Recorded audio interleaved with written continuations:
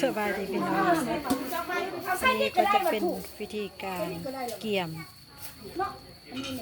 เครื่องสูตรเครื่องซอยนะพี่น้องเนาะข้าวบุกแกมันก็จะโอ้อันนี้ของบานติ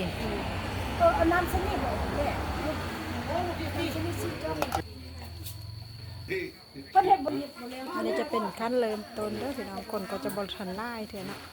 ถ้าก็เกี่ยมกันแล้วก็เอาเครื่องมาไว้ละมันก็จัดเป็นแบบนี้แหละพี่น้องก็จะมีผ้าเสื้อผ้าเนเนาะพี่น้องอันนี้ก็บ่ฮู้ว่าทางประเทศไทยหรือว่าทางบ้านอื่นเฮ็ดคือบ้านคำลาบ่ก็จะมีฝ้ายแล้วก็จะมีตะแล้วพี่น้องก็มีเทียนเวียนหัวแล้วก็จะมีข้าวเปลือกข้าวสารขี้แหขี้สายแล้วก็มีจอกน้ำอันนี้บ้านคำลาจะเอิ้นว่าขั้นคุปปีนะพี่น้องเนาะก็จะเอาใส่แล้วขั้นคุปปีนี้บางคนเพิ่นก็จะเอาเงินใส่เด้อพี่น้องคำลาก็เอาใส่ละพี่น้องมันจะเป็นของเสือเนาะเป็นของประเพณีที่พ่อแก่ปู่อีญาอีพ่ออีแม่เป็นฝ่ายเฮ็ดมาอันนี้นี่หลังจากที่ว่าสูตรแล้วเพิ่นก็จะเอาไปก็จะเอาไปใส่แค้นไว้ตอนหน้าประตูนะพี่น้องเป็นการบ่งบอกว่าบ่ให้สิ่งชั่วหายหรือว่าสิ่งที่บ่ดีเข้าไปเด้อพี่น้องอันนี้ก็จะเป็นเพิ่นเอิ้นว่าตะแล้วเนาะตะแล้วพี่น้องผู้ใดสร้างกับสร้างเลยพี่น้องแต่กำลาได้บ่สร้างกำลาบ่มีนะพี่น้องก็บ่เป็นอย่างอันนั้นก็เป็นหมู่กำลาเองเด้อกำลาเฮ็ดจับขึ้นดูแต่แล้วน่ะน้อยของเฮาเองยังบ่มีซะบ่ฮู้ว่าผู้ใดสร้างน่ะได้พี่น้องแต่ละบ้านแต่ละเฮือนก็มีเขาจะเอิ้นว่ากับน้ำส้มปล่อยเนาะ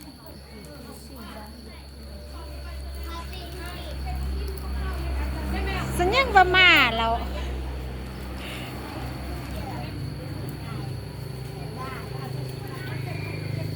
จัดกระแจงประมาณนี้เด้อพี่น้องเนาะเด้อพี่น้อง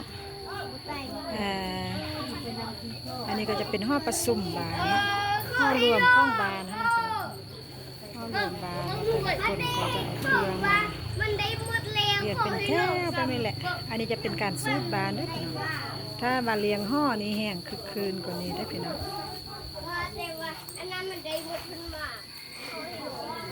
เดี๋ยวคำลาจะเก็บบรรยากาศเวลาสัตุมาเชดนะแล้วก็เวลาคนมาเป็นเต็มจะเป็นจังได้ค่ะ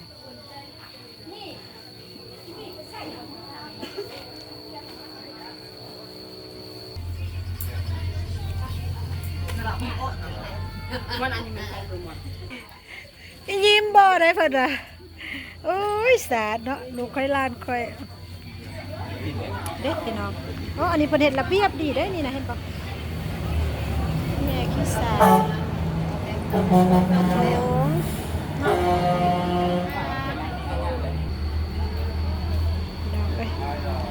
เพิ่นจะสูดเวลา9 โมงนี่แหละพี่น้อง9 โมงตอนเช้าเนาะจะห้ากะเทียมแบบนี้เลยเด้อพี่น้องเลยเดี๋ยวกำลังจะเอาบรรยากาศการสูดการซอยยังต่างๆมาให้พี่น้องเลยเบิ่งได้สมอีกเทื่อนึงเนาะนี่ก็จะเป็นกระทงเนาะพี่น้องกระทงที่เพิ่นเฮ็ดของเนาะพี่น้องลูกบานแต่ละคนเพิ่นก็มาจำข้าวตัดเล็บตีนเล็บมือไม่ยังใส่กระทงเลยมั้ยทุกคนเลยพี่น้องอันนี้ก็เป็นกำลังจะเริ่มแล้วเด้อพี่น้องตอนนี้ก็ประมาณ9 โมงโอเคอันนี้ก็เป็นชาวบ้านเนาะชาวบ้านที่เพิ่นมาเกี่ยมเครื่องสูตรเครื่องซอยของไผ่ของมันครอบครัวไผ่ครอบครัวมันได้พี่น้องก็จะมีน้ำสูตรเนาะเพิ่นเอิ้นว่าน้ำสูตรจะมีคู่มีข่ายมีตะแล้วมีฝ้ายมีทูบมีเทียนสำหรับพี่น้องอันนี้ก็เป็นปลาวันเด้อปลาวันที่กำลาลงคลิปที่เพิ่นเฮ็ดบุญอยู่เฮือนนะพี่น้อง วันนี้เพิ่นก็มาร่วมนำเนาะเพราะว่าเป็นเวียกบ้านการเมืองได้เพิ่น ทานบ้านเลยกิน น่ะเฮาหั่นน่ะเฮ็ดหมกเฮาไปตลาดซื้อหมกมาใส่น้ำเพิ่นถ้ามิดว่าสิเฮ็ดแกงได้เฮ็ดหมกได้เราบ่ได้เฮ็ดแกงเพราะว่าแม่ตู้นเฮ็ดลาบแล้วก็ต้องมีแกงคู่กันน่ะเขาละซองอ่ะ โมเมนสกูเมื่อบุ้มมาซื้อสลีโป๊ะซี เนี่ย เมื่อเด็ก เจ้า ๆเงินเจ้ามาแซ่ น่ะเน่สิแหละแซ่บแท้ของกินน่ะพื้นบ้านไม่มีแหละแซ่บคักนะพี่น้องอันนี้ก็เป็นผู้เฒ่าผู้แก่อยู่ในบ้านในซอกนี่แหละพี่น้องใครมีไม่เท่าหม้อตั้งท่าใส่ว่าเป็นคลิปว่าเป็นฮูภาพมาสเด็จเอาบรรยากาศก่อนสะทุกสูตรนี่ซะเนาะมันจึงบ่มายุ่งมายากเด้ประมาณ9:30นพุ่นแหละสะทุจึงกี่มาพี่น้อง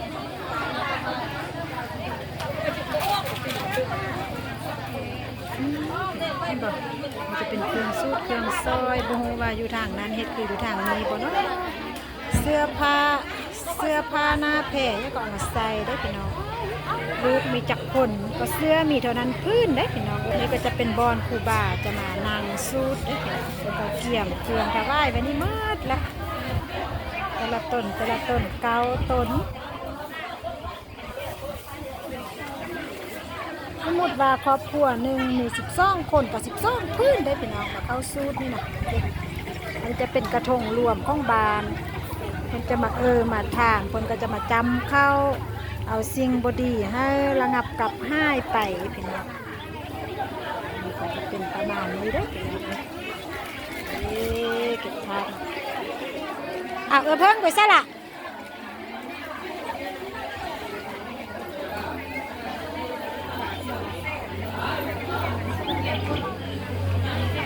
ปัจจุบันพ่นหาแก้วเลยเด้อพี่น้องจะเป็นพ่นหาแก้วนี่ก็เป็นเครื่องข่ายที่เป็นจะสูตรทั้งหลายพี่น้องมีน้ำมากมีปูมีเครื่องมีเมี่ยงมีหยังบักหลายอันเดียวกันเนาะเป็นนี้เป็นของบ้านนี้ตะกี้แต่ก่อนเป็นบาพ่อแม่พาเฮ็ดได้ก็ต้องได้เฮ็ดแบบนั้นขี้มีผูอันนี้เพิ่นจะผูพี่น้อง21มันจะเป็นเมี่ยงอันนี้มันยังเขียวมากนี่เป็นนี่เป็นเท่าแก่ที่คนเฮ็ดคนหักแก้วไว้เพิ่งเด็กไว้เพิ่งไปซะละโอ้ยปลานำผู้ได้นี่ค่อยเคลือบอ่ะนะบ่ทันได้อันนั้นเถอะเจ๊น้อยเดียว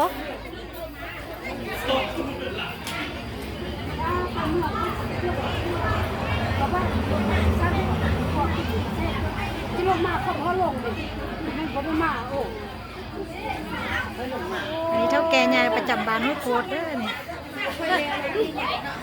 บอกยก2 นิ้วอาจจะเป็นคู่น้ำสูตรพี่น้อง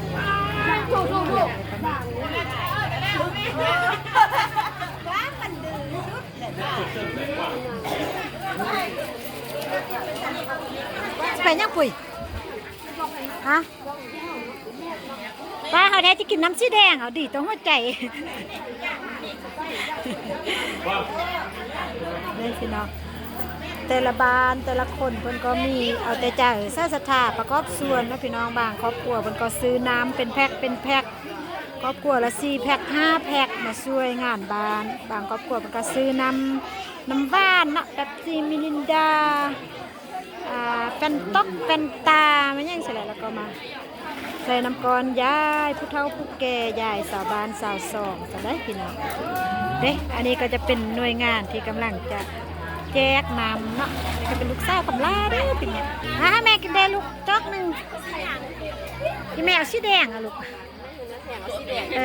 บุญคำบุญสู่เด้อถึงห้วยรวยเงินอยู่ดีมีแหงสุขภาพแข็งแรงทึกเล็ก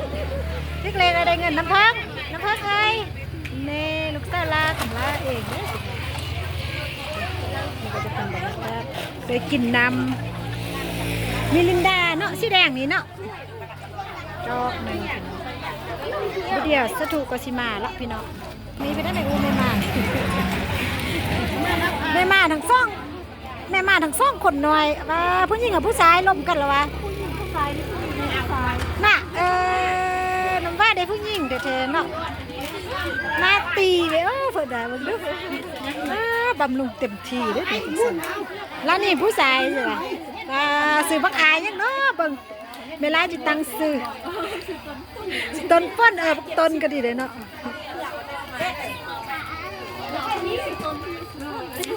ว้าว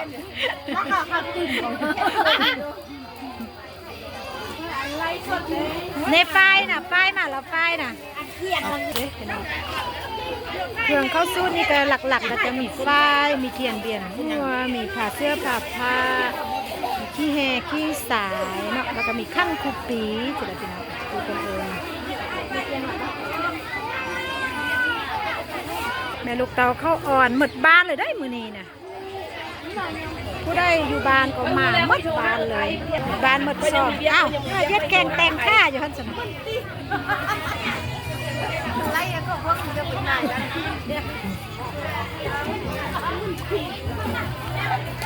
เดี๋ยวจะถูกกระชิมาแล้วพี่น้องกับลาก็จะเป็นนางท่าละ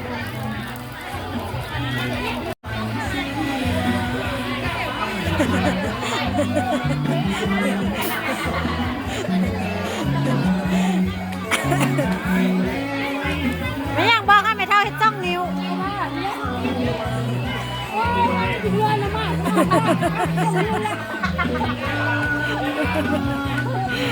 ได้แล้วสถูกบ่ทันมาผู้น้อยเรากินขนมจิหมดเป็ดแพกเราเนี่ยพี่น้องเด้อันนี้ก็กินขนมอันนี้ก็ได้เอ้ยเนาะ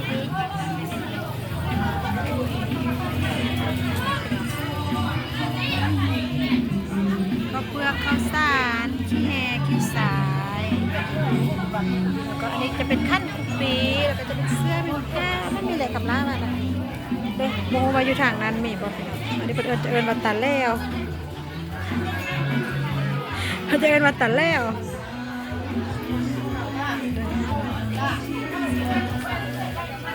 ไว้บูฮูแม่ลืมแม่บ่ได้ใส่จับน่ะบ่มีโอ้งามเนาะใหม่เนาะตัดแล้วซ่องอันห้อยเหือนเนาะเน่ไว้ลืมง่อมไล่เบียร์ไก่แล้วก็ลืม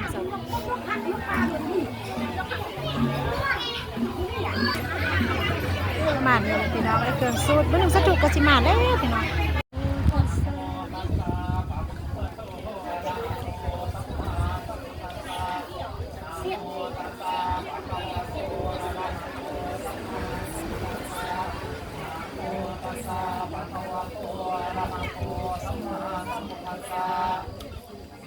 พุทธังสรณังคัจฉามิธัมมังสรณังคัจฉามิสังฆังสรณังคัจฉามิสัพพะสัพพะสัพพุทธั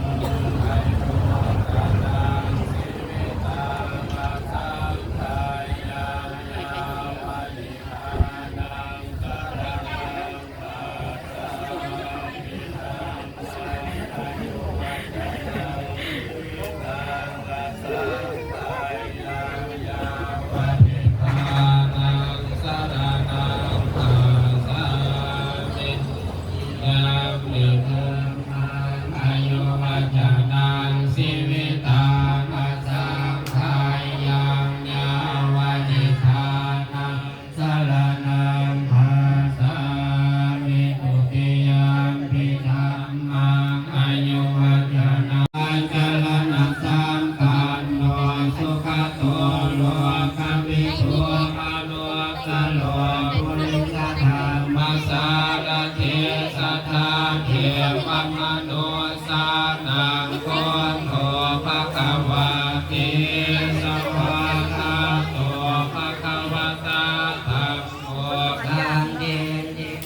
อาคาลิโกเอหิปัสสิโกโอ ปนายิโกปัจจตังเวทิตาโพมิโยหิติสุปฏิปันโนภะคะวะโตสาวกสังโฆสุปฏิปันโนภะคะวะโตสาวนิเตปฏิปันโนภะคะวะโตสาวกสังโฆยะติทังกตาริปุริสยุคานิอาตาปุริสังกาลาหิสาภะคะวะโตสาวกสังโฆอาหุนายโยปาหุนายโยทากินายโยอันสริคาเลตาลันตานันธรรมันตาสังขันตาปิภาวะพุทธานุภาเวนะธรรมานุภาเวนะสังฆานุภาเวนะเตสานุภาอิทานุภาเวนะภาลานุภาเวนะญาญาธรรมานุนาจาตุลาสิตาธานุภาเวนะนวโลกุตลาธรรมานุภาเวนะอาทังกิกามะตานุภาเวนะอาทังสมาปฏิญาณนาสนาปิญญานุภาเวนะจาตุสัจจญาณานุภาเวนะนาสาภาลายานานุภาเวสาภานุตายานานุภาเว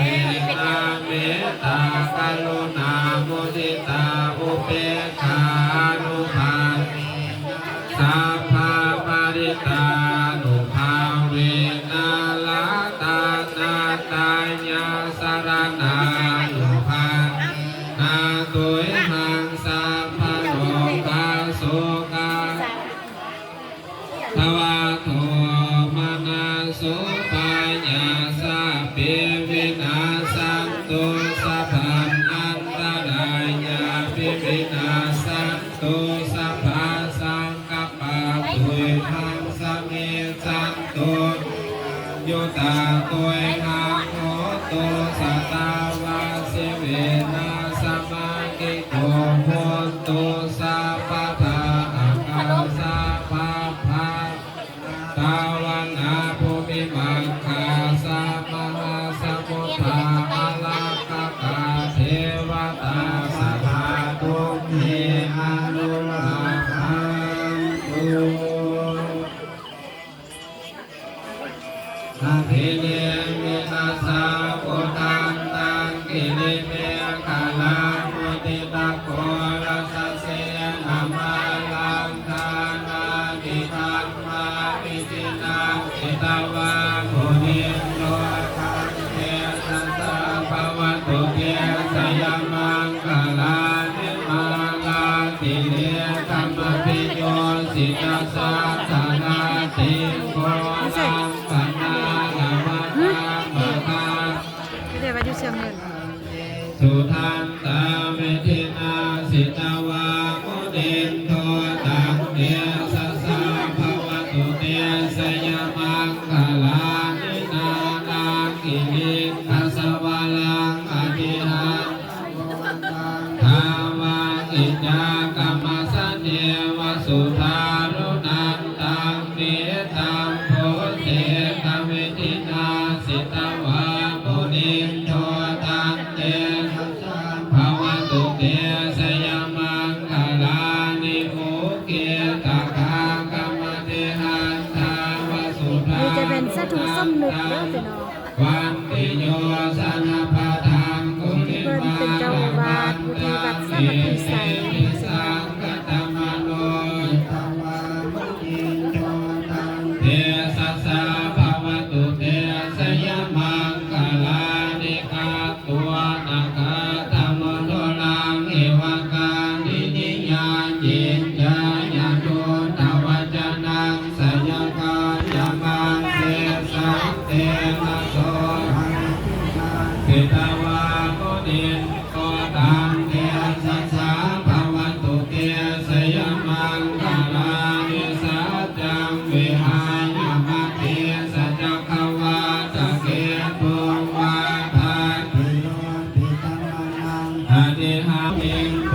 ตังเกสัสสะภวันตุเก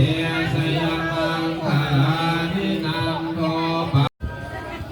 พูดได้แล้วไปพูดได้อ่านไปกันแล้วอ่านด้วยอ่านอันนี้เพิ่นบ่ได้อ่านพร้อมกันนะพากันไปปีดก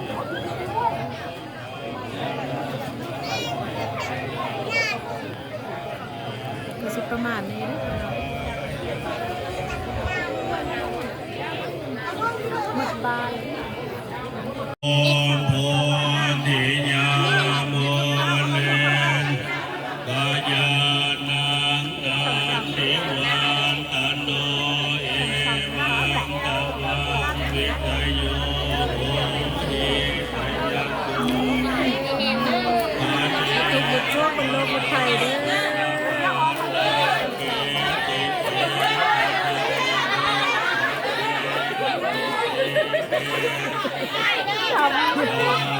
เขามาไหน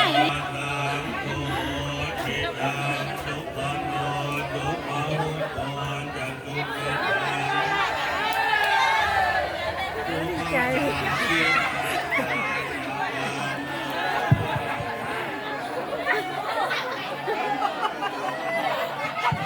จิบน้ำมนต์เลยเขาได้กันยักษ์เยอะเลยได้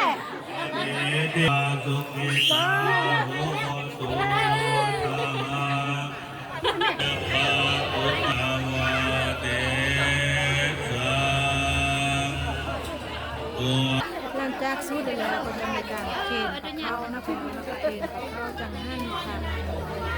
ไปล่างทีสู้ปลาแล้วคนก็จะปลาพวกหัดเดียวเลย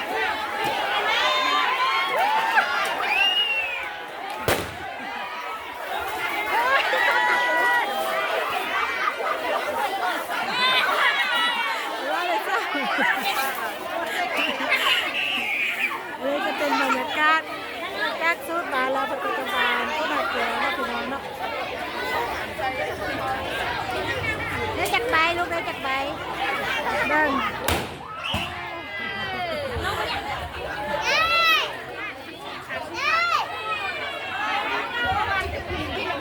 ขอบคุณพี่ๆเพื่อนๆทุกท่านทุกบ้านเด้อที่มาเที่ยวติดตามรับชมคลิปนี้ก็เป็นคลิปที่เราสู้บานเนาะอันนี้ที่ช่องของ14ของสาวบานที่ได้ปฏิบัติกันมาก็ที่ว่าเป็นจบพิธีพี่น้องเลยสู้แล้วก็ถวายอาหารพระเนาะก็ที่ว่าเป็นจบพิธีนะมื้อนี้ก็ให้ทานผู้ชมทุกท่านที่เป็นจะมีสุขภาพแข็งแรงลำๆรวยๆเด้อสุขภาพแข็งแรงบ๊ายบาย